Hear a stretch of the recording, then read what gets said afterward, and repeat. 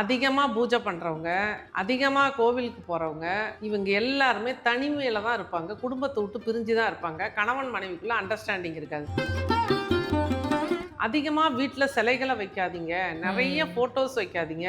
விரதம் இருக்கிறது கூட ஒவ்வொரு விரதத்துக்கும் ஒரு மகிமை. நம்ம உடம்ப சரி பண்ணுறதுக்காக தான் அதிகமாக ஃபோட்டோஸ் வைக்கிறத தவறுங்க. பூஜை ரூம் வந்து வடமேற்கு திசையில் உங்கள் வீட்டில் வைங்க. சைவமாக இருந்தால் தென்கிழக்கில், வடகிழக்குல ஈசானியத்துல ஒரு சின்னதா ஒரு ரூம் கட்டி அதுல பூஜை ரூம் வச்சிருப்பாங்க. வரவே கூடாது. கோபுரத்துல வச்சு கலசம் வச்ச மாதிரிலாம் நிறைய வீடுகள்ல டெக்கரேட் பண்ணுவாங்க. வைக்க கூடாதுங்களா? அது அந்த மாதிரி வைக்கவே கூடாது. அந்த மாதிரி வச்ச வீடுகள்ல எல்லாமே பிரச்சனைகள் தான் அதிகமா இருக்கு. எலிவேஷன் எந்த வீட்டுல வந்து ஹெவியா கொடுக்குறாங்களோ அந்த வீட்டுல வந்து கண் திருஷ்டி பிரச்சனையினால அந்த குடும்பம் நலிவடைஞ்சு போனதை. அங்க வந்து ஃபால் சீலிங் போட்டு அங்க நிறைய விதவிதமா கலரா லைட்ஸை போட்டுட்டு சான்லியர்லாம் வந்து உட்காந்துரும், அப்படியே உட்கார வச்சிரும். போடக்கூடாதுங்களா சான்லியர்? இல்ல, எங்க எல்லாம் ஒரு அதுக்கெல்லாம் வந்து வாஸ்து இருக்கு. ஒரே மாதிரி போடணும். வடமேற்குல மட்டும், அதாவது நார்த் வெஸ்ட்ல மட்டும் அந்த படி ரூம்னு ஒன்று கொடுத்துட்டாங்கன்னா அங்க வந்துடும் அந்த வடமேற்கு பிரச்சனை. அதே மாதிரி வடகிழக்குல மட்டும் ஒரு ரூமை போட்டாங்கன்னு வச்சுக்கோங்க, ஃபர்ஸ்ட் ஃப்ளோர்ல முடிஞ்சு போச்சு சோழி.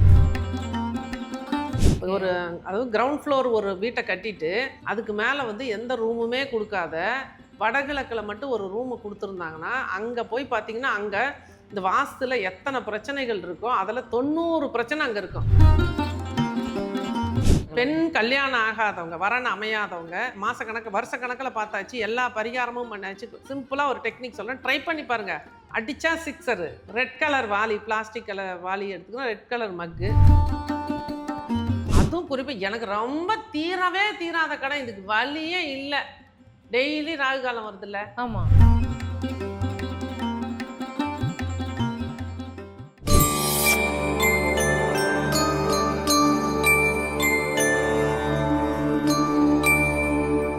டெம்பிள் எக்ஸ்பிரஸ் நேயர்கள் அனைவருக்கும் வணக்கம். இன்னைக்கு நம்ம கூட சஷ்டி ஸ்ரீ சரவணதேவி மேம் இருக்காங்க. வணக்கம் மேம். வணக்கம்மா. மேம், இப்போது எப்பொழுதுமே வந்துட்டு ஒரே வீட்டில் நிறைய பூஜைகள், நிறைய புனஸ்காரங்கள், சம்பிரதாயப்படி பாரம்பரியத்துப்படி நிறைய கண்டினியூஸாக இந்த தெய்வங்களை வழிபாடு பண்ணுறாங்க இல்லைங்களா? அவங்களுக்கு எந்த பிரச்சனையும் வராமல் இருக்குமா அப்படிங்கிறது பல பேருடைய கேள்வியும்.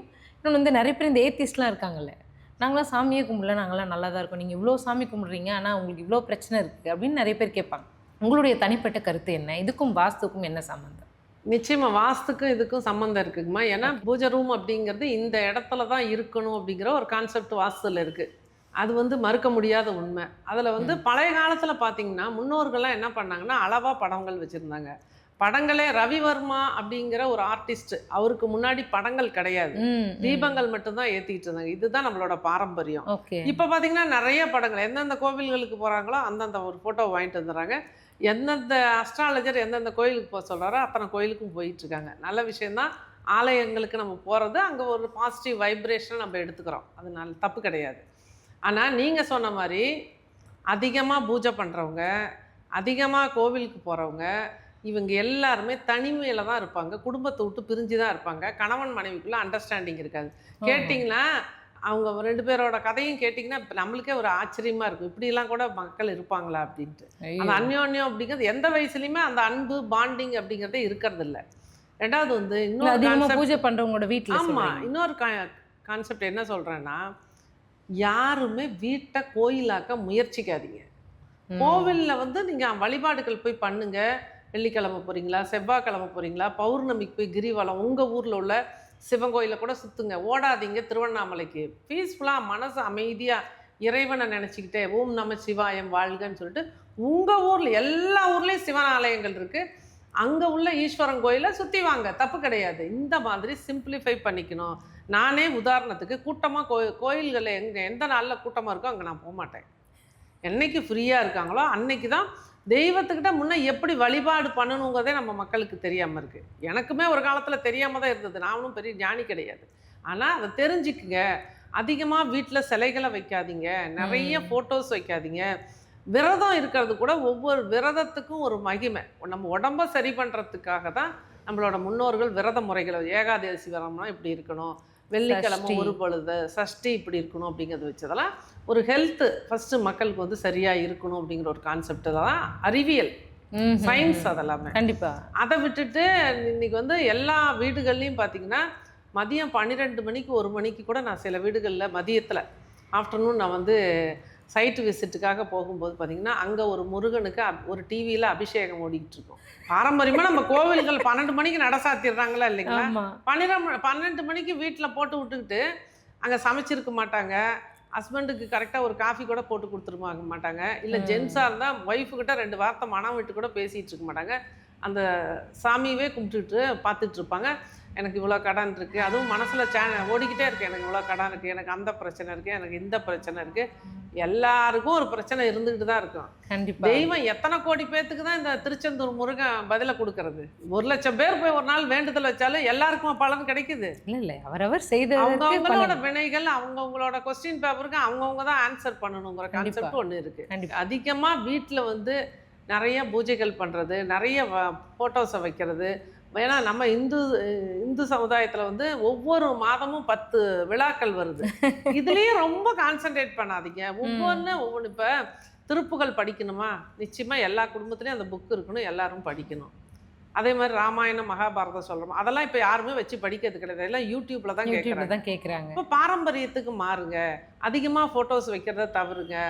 பூஜை ரூம் வந்து வடமேற்கு திசையில் உங்கள் வீட்டில் வைங்க. சைவமாக இருந்தால் தென்கிழக்கில் உள்ள கிச்சனில் வடமேற்கில் வச்சுக்கோங்க. இந்த மாதிரி நிறைய விஷயங்கள் சொல்லி கொடுக்குறோம். அதுவும் ரூமாக வைக்காதீங்க, குட்டி குட்டி. அது வடகிழக்கில் அதிகமாக பார்க்கக்கூடிய வாஸ்து தவறுகளில் செகண்ட் என்னன்னு பார்த்தீங்கன்னா, வடகிழக்கில் ஈசானியத்தில் ஒரு சின்னதாக ஒரு ரூம் கட்டி அதில் பூஜை ரூமை வச்சுருப்பாங்க. வரவே கூடாது. அதுபோல் அந்த வடகிழக்கை போட்டு லோடு. இப்போ நிறைய பேரோட வீட்டில் வந்துட்டு பூஜை ரூம் அப்படிங்கிறது இல்லை, ஹாலில் தான் வைக்கிறாங்கன்னு வச்சுக்கோங்களேன். இப்போ நீங்கள் வந்துட்டு ஒரு அட்வைஸ் பண்ணுறீங்க அப்படின்னா வந்துட்டு எது வந்து சரியான இடம் ஹாலில் வந்து பூஜை மாடம் வைக்கிறது? அது எந்த திசையை பார்த்த வீடுங்கிறத பொறுத்து டோட்டலாக அந்த வீட்டோட வடமேற்கில் வைக்கலாம் அல்லது தென்கிழக்கில் வைக்கலாம். 2லையுமே வைக்கலாம். அது ஒன்றும் தவறு கிடையாது. தென்கிழக்குன்றது நீங்கள் சொல்கிறது அக்னிமூலை வைக்கலாங்களா? அக்னிமூலையில் கிழக்கு பார்த்து தாராளமாக வைக்கலாம். கிழக்கு பார்த்து வடமேற்கு திசையில் அந்த ரூமுக்கு வடமேற்கில் தாராளமாக வைக்கலாம். அது ரொம்ப, அதாவது வீடெல்லாம் கட்டும் போதே அது கரெக்டாக அதுக்கு உண்டான அழகாக சின்னதாக செல்ஃப் மாதிரி வச்சுக்கலாம். இந்த கோபுரம் மாதிரி கோபுரத்தில் வச்சு கலசம் வச்ச மாதிரிலாம் நிறைய வீடுகளில் டெக்கரேட் பண்ணுவாங்க. வைக்கக்கூடாதுங்களா? அது அந்த மாதிரி வைக்கவே கூடாது. அந்த மாதிரி வச்ச வீடுகள் எல்லாமே பிரச்சனைகள் தான் அதிகமாக இருக்கும். இந்த மாதிரி தேவையில்லாத விஷயங்களை கொண்டு வராதீங்க.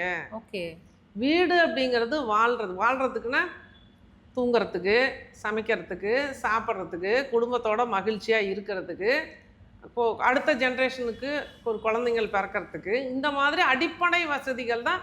சின்ன சின்ன கூடாரங்கள் போட்டுக்கிட்டு நம்ம முன்னோர்கள் எப்படி இருந்தாங்க, குடிசை வீடு கட்டிக்கிட்டு எப்படி இருந்தாங்க, அங்கங்கே இதுக்கு இந்த ரூம்னா வச்சுட்டு பண்ணிட்டு இருந்தாங்க. அந்த மாதிரி எளிமையான வாழ்க்கைக்கு மாறிக்குங்க. அதுக்காக நான் குடிசையில் போய் வாழுங்கன்னு நான் சொல்லலை. சிம்பிளிஃபை பண்ணுங்க. நிறைய அதே மாதிரி நிறைய வீடுகளில் வந்து எலிவேஷன் எந்த வீட்டில் வந்து ஹெவியாக கொடுக்குறாங்களோ அந்த வீட்டில் வந்து கண் திருஷ்டி பிரச்சனையினால அந்த குடும்பம் நலிவடைஞ்சு போனதை நிறைய வீடுகளை நான் பார்த்துட்டேன். எலிவேஷன் அதிகமாக கொடுக்காதீங்க. சிம்பிளாக வெளிப்புறத்தை நீங்கள் வீட்டுக்குள்ளேயாவது ஓரளவுக்கு பண்ணிக்கோங்க.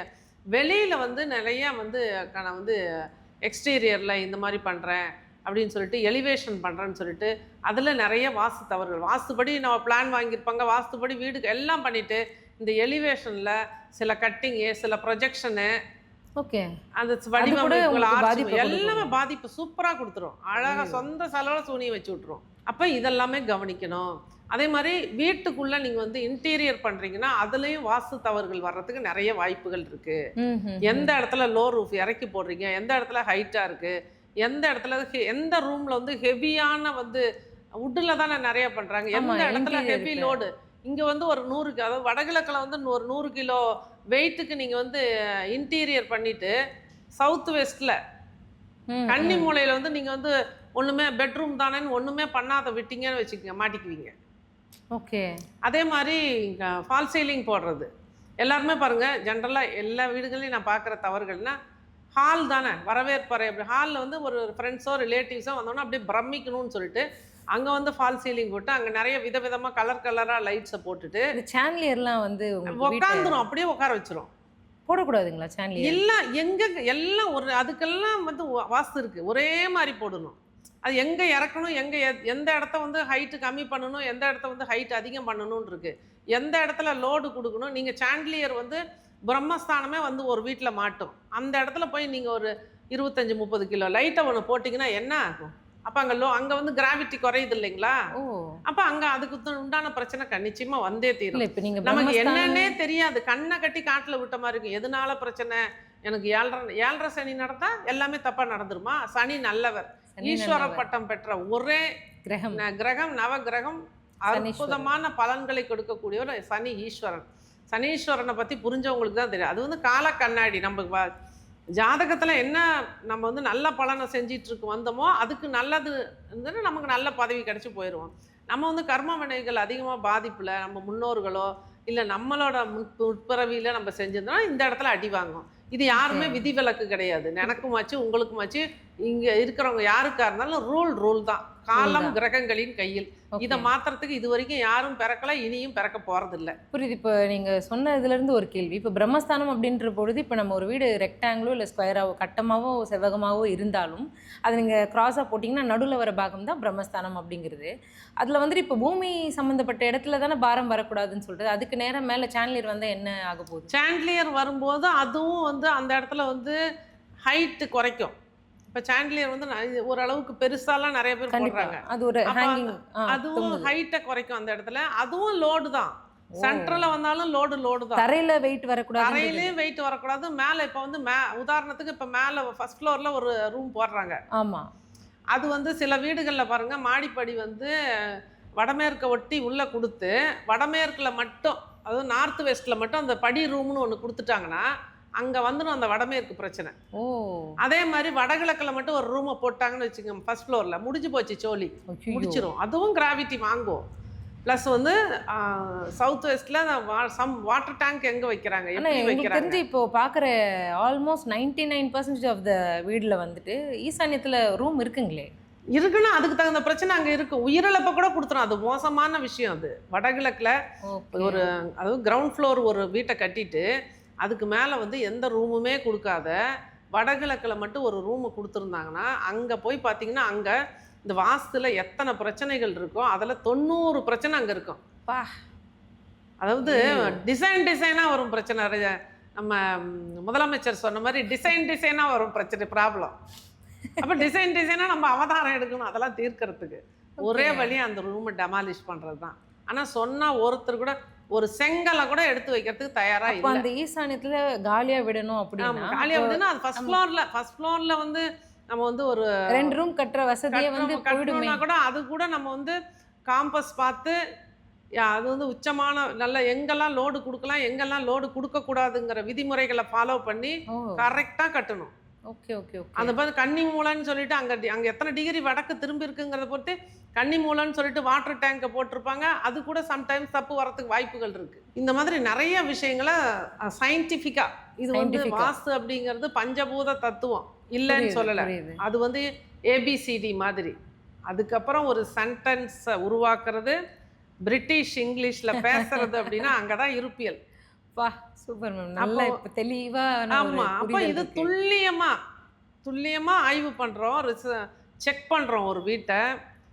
அதாவது போன உடனே எனக்கு தலைவலிக்குது, காய்ச்சல் வருது அப்படின்னு சொல்லி ஒரு டாக்டர்கிட்ட சொன்னோன்னே எடுத்த உடனே அதுக்கு உண்டான பேசிக்கான ஒரு ட்ரீட்மெண்ட்டை ஒரு MBBS ஒரு சாதாரணமாக ஒரு மெடிசனாக எடுத்துக்குவீங்க. அதுலேயும் தீரலங்கும் போது என்ன பண்ணுவீங்க, அடுத்தது ஸ்பெஷலிஸ்ட். அந்தந்த ஆர்கனுக்கு ஒரு ஸ்பெஷலிஸ்ட் இருக்காங்க. அது எந்த டிஸ்ட்ரிக்ட்ல சூப்பராக இருக்காங்கன்னா அவங்க எவ்வளோ பேருக்கு ட்ரீட்மெண்ட் கொடுத்துருக்காங்க, அவங்களோட ரிவ்யூ என்ன எல்லாம் போய் இன்னைக்கு கூகுளில் பார்க்குறோம். ஒரு டாக்டர் போய் நம்ம ஈஸியாக பார்க்கறது கிடையாது. அவர் சொல்றதுக்கு முன்னாடி நம்மளே மருந்துகள் பேரை பார்க்குறோம். அதுக்கப்புறம் அவர் மெடிசன் கொடுத்தாருன்னா அந்த மெடிசனில் சைடு எஃபெக்ட் இருக்கான்னு சொல்லி கூகுளில் செக் பண்ணுறோம். இவ்வளோ வேலைகளை பார்த்து தான் ஒரு மெடிசனை கூட நம்ம எடுத்துக்கிறோம். அப்போ அந்த மாதிரி இருப்பியல் வாஸ்து கன்சல்டன்ட் அப்படின்னா ஒரு வீட்டுக்கு உண்டான சூப்பர் ஸ்பெஷலிஸ்ட். அப்போ அந்த வீட்டை வந்து தரோவாக ஆய்வு பண்ணி இடிக்காமல் உடைக்காமல் அங்கே இருக்கிற பிரச்சனையிலேருந்து அழகாக அவங்கள வெளியில் தூக்கிட்டு வந்து வைக்கணும். இந்த சேலஞ்ச் எடுக்க தயாராக இருந்தால் தான் இருப்பியல்ல வந்து சக்ஸஸ்ஃபுல்லாக நம்ம வந்து பயணம் பண்ண முடியும். ஓகே, இப்போ நீங்கள் சொல்கிற எல்லா விஷயத்தையுமே கேட்டு ஒருத்தர் வந்து இமீடியட்டாக பண்ணுறாருன்னு வச்சுக்கோங்களேன், எத்தனை நாளுக்குள்ளே உங்களால் ரிசல்ட் கொடுக்க முடியும்? 180 days. ஏன்னா அந்த சர்க்கியூட் அப்படிங்கிறது ஒரு இடத்துல, அது பெரிய இடமோ சின்ன இடமோ அது வந்து போய் அந்த சர்க்கியூட் வந்து கண்ணுக்கு தெரியாத அதாவது கரண்ட் மாதிரி அது போய் சுற்றி வர்றதுக்கு 180 நாட்கள் எடுக்குது. ஓகே. அது சம்டைம்ஸ் வந்து அது வடகிழக்கு பிரச்சனையாக இருந்தால் வடகிழக்குலேருந்து ஸ்டார்ட் பண்ணி வடகிழக்குலேருந்து அது மூவ் பண்ணும்போது அந்த திசையை சார்ந்த பிரச்சனையாக இருந்தால் 30 நாளைக்குள்ளே கிடச்சிரும். அதுக்கு அடுத்த ஒரு 45 டிகிரிக்குள்ளே அந்த பிரச்சனை இருக்குன்னா அந்த 45 டிகிரியும் அந்த சர்க்கியூட் கரெக்டாக இருந்தால் கரெக்டான பதிலை கொடுத்துரும். அது திரும்பியும் கரெக்ட் பண்ணும்போதும் தப்பு பண்ணிட்டாங்கன்னு வச்சுக்கோங்க, அது அப்படியே அங்கேயே நிற்கும், அந்த பிரச்சனை அப்படியே இருக்கும். அப்புறம் நம்மளை கூப்பிடுவாங்க, இந்த மாதிரி இருக்குன்னு நாங்கள் பண்ணிட்டோம்னு. அப்போ நம்ம கேள்வி கேட்பேன், எது வரைக்கும் எப்படி பண்ணியிருக்கீங்க, என்ன பண்ணியிருக்கீங்க, வீடியோ போடுங்க, ஏன் நடக்கலை. அப்போ அந்த நடக்கிறதுக்கு உண்டான சொல்யூஷன், இதை சரி பண்ணுங்க, இது நடந்துடும், முடிச்சு மீதி இருக்கிறத கரெக்ஷன் பண்ணிட்டு அதுக்கப்புறம் தான் சரி இது வரைக்கும் உங்களுக்கு என்னென்ன ஃபாலோ பண்ணியிருக்கீங்க, என்னென்ன பண்ணலை. அம்மா நீங்கள் இதெல்லாம் பண்ணினீங்க, ஆனால் நீங்கள் ஒரு வீடியோவில் சொன்னீங்க, ஆனால் எங்கள் வீட்டுக்கு வரும்போது நீங்கள் சொல்லலை. நான் சொல்லியிருப்பேன், அவங்க மறந்துருப்பாங்க. எல்லாமே எனக்குன்னு ஒரு ப்ரோட்டோக்கால் வச்சுருக்கேன், அந்த ப்ரோட்டோக்கால் படி தான் என்னோட சர்வீஸு. புரியுது. அப்போ வந்து இந்த இவ்வளோ டைமுக்கு அப்புறம் இதெல்லாம் ஃபஸ்ட்டு போனோன்னே இதை பேசுகிறோம், வீட்டை செக் பண்ணுறோம், என்னென்ன பிரச்சனைகள் இருக்குன்னு எல்லாம் எழுதுகிறோம். அந்த பிரச்சனையை சரி பண்ணுனா இந்த படிக்கடியில் இருக்கிற டாய்லெட்டை இருக்கிறதுனால இப்போ இந்த பிரச்சனைகள் இருக்கான அத்தனை பிரச்சனையும் டிக் அடிச்சிருவேன். அந்த பிரச்சனைக்கு அந்த படியை எடுத்தால் இத்தனை பிரச்சனையும் தீரும், இத்தனை பர்சன்டேஜ் தீரும். ஏன்னா அங்கே ஜாதகத்தையும் ஆய்வு பண்ணி வச்சுக்குவேன். இது ஆனால் பாஸ் ஆயிடுவீங்க, தீந்துரும், கொஞ்சம் டைம் எடுக்கும், தீந்துருங்கிறதே கொடுத்தாச்சு. அதுக்கு அடுத்தது வரோம் இந்த பிரச்சனை மட்டும் இல்லை, இவங்களோட ஆரிஜின் என்ன, எந்த ஊர், பூர்வீகம், அங்கே எப்படி இருந்துச்சு, பூர்வீகத்தில் எத்தனை பேருக்கு வந்து எத்தனை தலைமுறையில் வந்து 2 கல்யாணங்கள் வந்துச்சு, எத்தனை தலைமுறையில் வந்து கல்யாணம் ஆகாத இருந்தாங்க, எத்தனை தலைமுறையில் வந்து ஹேண்டிகேப்ஸ் இருந்தாங்க, எத்தனை தலைமுறையில் வந்து கேன்சர் இந்த மாதிரி தீராத நோய்கள் வந்துச்சு. இந்த டீட்டெயில்ஸ்லாம் எடுக்கிறோம். சரி, ஓகே, இது வந்து பித்திருக்கள் சமமான பிரச்சனைகள் ஏதாவது இங்கே இருக்கா, அல்லது செய்வன பிரச்சனைகள் ஏதாவது இருக்கா, இந்த டீட்டெயில்ஸ்லாம் முடிக்கிறோம். முடிச்சுட்டு கடைசியில் வரும்போது தான் அந்தந்த இடத்துக்கு தகுந்த மாதிரி ஆண்கள் அதிகமாக இருக்காங்களா, பெண்கள் அதிகமாக இருக்காங்களா. சரி, ஆண்கள் அதிகமாக இருக்காங்க, ஆனால் இங்கே பிரச்சனை இருக்குன்னா அதுக்கு வந்து பெட்டு, ஒரு டாகோ ஒரு கேட்டோ ஆண் குட்டியாக வளர்த்தணுமா, பெண் குட்டியாக வளர்த்தணுமா. அதுக்கப்புறம் பார்த்திங்கன்னா சோப்பு, இதெல்லாம் வந்து ஹீலிங் சம்மந்தப்பட்ட விஷயம். உங்களோட ஆறா கிளியராக இருந்தது அப்படின்னா உங்களுக்கு நல்ல விஷயங்கள் நடக்கும். அப்போ அங்கே என்ன பிரச்சனை, பணத்தில் பிரச்சனையா, அப்போ நீங்கள் குளிக்கிற தண்ணியில் என்ன போட்டு குளிக்கணும். பெண் கல்யாணம் ஆகாதவங்க, வரன் அமையாதவங்க நிறைய வருஷக்கணக்கில் பார்த்தாச்சு, எல்லா பரிகாரமும் பண்ணாச்சு. சிம்பிளாக ஒரு டெக்னிக் சொல்கிறேன், ட்ரை பண்ணி பாருங்கள். அடித்தா 6 ரெட் கலர் வாளி, பிளாஸ்டிக் கலர் வாளி எடுத்துக்கணும், ரெட் கலர் மக்கு, அதில் தண்ணி நிறச்சிட்டு குளிக்கும்போது செவ்வாய்க்கிழமை அன்னைக்கு குளிக்கிறது. அது மற்ற நாள்லேயே அந்த பக்கெட்டு மக்கை யூஸ் பண்ணிக்கலாம். அந்த செவ்வாய்க்கிழமை அன்னைக்கு அது ரெட் இங்க் இருக்கு இல்லைங்களா, ரெட் இங்க்கு 9 சொட்டு விடணும். அதில் 9 டிராப்ஸ் விட்டு அந்த தண்ணி குளிக்கணும். தொடர்ந்து 9 வாரம் குளிக்கணும். இல்லைன்னா வரன் அமையிற வரைக்கும் ஒரு 3 மாதம் 4 மாதத்துக்கு குளிக்க, ஒன்றும் செலவு கிடையாது. சரி, இதே பையனாக இருக்காங்க, ஓகே, ப்ளூ கலர் வாளி, வெள்ளிக்கிழமை அதில் வந்து ப்ளூ இங்க்கு 6 சொட்டு போட்டு குடிங்க. இதுக்கு என்ன காசா பணமா, என்ன இங்கு என்ன 10 ரூபாய்க்கு வாங்குவீங்களா? அது நம்ம மேலே பட்ட பிறகு திரும்ப நல்லா நார்மல் வாட்டரில் குளிச்சுக்குங்க. ஓகே. அப்போ வந்து அதாவது ஒரு ஆணுக்கு வந்து பெண் வந்து செவ்வாய், ஒரு பெண்ணுக்கு வந்து ஒரு ஆண் வந்து சுக்கிரன். ஆனால் ப்ளூ கலர் தான் யூஸ் பண்ண சொல்லுவோம். சுக்கிரன் சனி அப்படின்னா பெரும் வெற்றி, பெரும் பொருளாதாரம், பெரும் மாற்றம் அப்படிங்கிறத இதை பண்ணுறோம். இது ஒவ்வொருத்தருக்கும் வேறுபடும். எல்லா கல்யாணம் ஆகாதவங்களுக்கு இது செட் ஆகாது. புரியுது. இந்தந்த விஷயங்கள் அந்த கிரகங்கள்ங்கிறத விட அவங்க எதனால அவங்களுக்கு கல்யாணம் அமையாமல் இருக்கு. ஒருத்தருக்கு வந்து அதாவது பெண் வந்து இப்படி வேணும் அப்படி வேணும்னு சொல்லி தட்டி கழிக்கிறது, இல்லை பணம் பொருளாதாரத்தை பார்த்து தட்டி கழிக்கிறது வேற, இல்லை ஏதாவது ஒரு லவ் அஃபேர் இருந்து வச்சுக்கிட்டு மனசுக்குள்ளே வச்சுக்கிட்டு வரன்லாம் தவிர்க்கிறது. இந்த மாதிரி நிறைய விஷயங்கள் நம்ம வந்து பார்த்து அதுக்கு தகுந்த மாதிரி இந்த மாதிரி சின்ன சின்ன டிப்ஸு. அதுக்கப்புறம் இப்போ இந்த ரீசெண்டாக இந்த கல்யாணம் ஆகாததுங்களுக்கு ஒருத்தருக்கு வந்து நம்ம கமெண்ட்லேயே ஒருத்தவங்க கொடுத்துருந்தாங்க, சோப்பு. ஆமாம், ஒரு குறிப்பிட்ட கம்பெனியோட சோப்பு, ஷாம்பு, பேஸ்ட்டு எல்லாமே கொடுத்துருந்தேன். அழகாக அதெல்லாம் யூஸ் பண்ணிட்டு இந்த சின்ன டிப்ஸையும் ஃபாலோ பண்ணாங்க. வடகிழக்கு சரியில்லை, வேலை மாடியில் ரூம் போட்டாச்சு, இருப்பியல் படி செக் பண்ணி கரெக்டாக வுட் ஒர்க் கரெக்டாக பண்ணி தூங்க வச்சாச்சு. Every thing is possible. அழகாக ரிசல்ட் வச்சாச்சு. மாடிப்படி இருந்தது அப்படியே தான் இருக்குது, மாடிப்படிக்கடியில் இருந்த டாய்லெட் அப்படியே தான் இருக்குது. அவங்கள ஒன்றுமே பண்ணாது. ஏன்னா அவங்க தூங்கும்போது தான் வாஸ்து வேலை பார்க்குது. ஓ! இது ரிசர்ச் சயின்டிஃபிக்காக ப்ரூவ் பண்ண விஷயம் என் குருநாதர் 27 வருஷத்து ஆய்வில். பரவால்ல. இது கூட அவர் கூட வந்து இந்த மாதிரி டிப்ஸ் எல்லாம் சொல்லக்கூடாது, வாஸ்துனா வாஸ்து மட்டும்தான் பேசணும் அப்படின்னு சொல்லிட்டு நான் வந்து ஜனரஞ்சகமாக மக்களோட மக்களா நான் நிறைய அரசியல்லையும் இருக்கிறதுனால மக்களோட அன்பு எனக்கு ரொம்ப முக்கியமாயிடுச்சு. கண்டிப்பா. எல்லா மாவட்டங்கள்லையும் இன்னைக்கு வந்து எனக்கு நல்லா தெரிய ஆரம்பிச்சிருச்சு. கிளையண்ட் பேஸ் அப்படிங்கிறது ஸ்டாண்டர்டாக இருக்கிறதுனால நீ வாஸ்துவை சரி பண்ண என்ன கோவில் நீ பிரச்சனையிலேருந்து வெளியே வந்தியா நல்லா இருக்கியா அவ்வளோதான். நான் உன் வீட்டுக்கு வர்றதுக்கு இவ்வளோ ஃபீஸு, என் ஃபீஸை கொடுத்தீங்கன்னா நீ எங்கே மலை மேலே 7 மலை தாண்டி 7 கடல் நீ தாண்டி இருந்தாலும் நான் வருவேன். வந்து நேரடியாக வந்து உனக்கு பிரச்சனையை தீர்த்து கொடுக்கறதுக்கு உண்டான வாய்ப்பை இந்த பிரபஞ்சமும் என்னோட குருநாதர்களும் எனக்கு கொடுத்துருக்காங்க. பயன்படுத்தி நல்லா இருங்க. இவ்வளோதான் என்னோட சிம்பிளிஃபையான விஷயங்கள். கண்டிப்பா. சூப்பர் ரிசல்ட்மா, அடிச்சுக்கவே முடியாதுமா. கண்டிப்பா 180 நாள்ல கிடையாது. அதான் நோ கம்பேர். ஏன்னா 180 நாள்ல ஒருத்தவங்களுடைய வாழ்க்கையை வந்துட்டு இத்தனை வருஷமா போட்டு மனசுல ஒரு குமுறிக்கிட்டு இருந்த ஒரு விஷயத்த டிகிரி வரைய பிரித்து நீங்கள் அழகாக சொல்லிட்டீங்க. அது எந்தெந்த விஷயங்கள் வந்து நீங்கள் சொல்ல சரி பண்ணிட்டா கண்டிப்பாக 180 நாளில் சரியாக. ஆனால் அது முக்கியமான விஷயங்கள்லாம் செய்ய மாட்டாங்களே. மடிக்கடியில் இருக்க டாய்லெட்டு நாங்கள் வெளியிலலாம் போயிட்டு வந்தால் குளிக்கிறதுக்குன்னு அதை நம்ம தவிர்த்துருவாங்க. மாடிப்படி இப்போ தான் 1 வருஷமாச்சு வீடு கட்டின்னு அதை தவிர்த்துருவாங்க. நீங்கள் எதையுமே ஒரு செங்கலை கூட தொட விட மாட்டாங்க. எப்படி ரிசல்ட் எடுக்கிறது வாஸ்துல? என் கேள்வியே அதுதான்.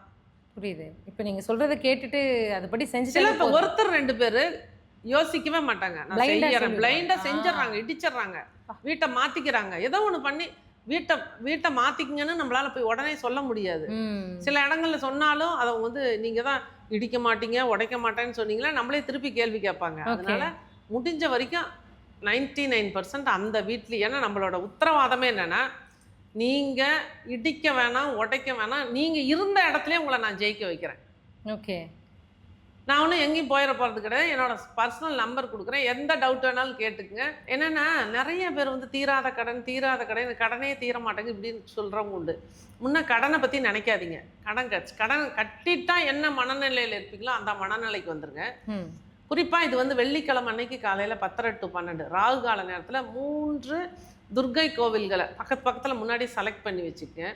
அந்த 10:30 to 12 மணிக்குள்ளே ஃபஸ்ட்டு ஒரு துர்கை கோயிலுக்கு போயிட்டு, அதாவது ஏதோ சிவாலயங்கள்ல இருக்க துர்கை தனியாலாம் போய் தேடிட்டு இருக்காதீங்க. இது எல்லாரும் பெருமாள் கோவில்லையோ இந்த மாதிரி கோவில்கள்ல இல்லை முருகன் கோவில் இந்த மாதிரி கோவில்கள்ல தான் இருக்கும். தனி துர்கை தேடி போனா அது வந்து பட்டீஸ்வரம் தான் போகணும். அதெல்லாம் நடக்காது. அதுவும் சிவன் கோயில் தான். ஆமா. அதனால வந்து இங்க வந்து இந்த மாதிரி தேடி கண்டுபிடிச்சு வச்சுட்டு அந்த 10:30 மணிக்கு ஸ்டார்ட் பண்ணி 2 எலுமிச்சம்பழத்தை அறுத்திங்கன்னா 4 வேணும். அதை சாரெல்லாம் பிழிஞ்சு விட்டுட்டு 4லையும் நல்லெண்ணெய் ஊற்றி பற்ற வச்சிடணும். ஃபஸ்ட்டு இது நல்லா கவனிக்கணும். நல்லெண்ணெய் ஊற்றி சிகப்பு திரி போட்டு விளக்கு ஏற்றிடணும். ஏற்றின பிறகு 2 மிளகு 4 விளக்குலையும் போட்டு அர்ச்சனை உங்கள் பேருக்கு பண்ணக்கூடாது, அந்த துர்கை பேருக்கு பண்ணணும்.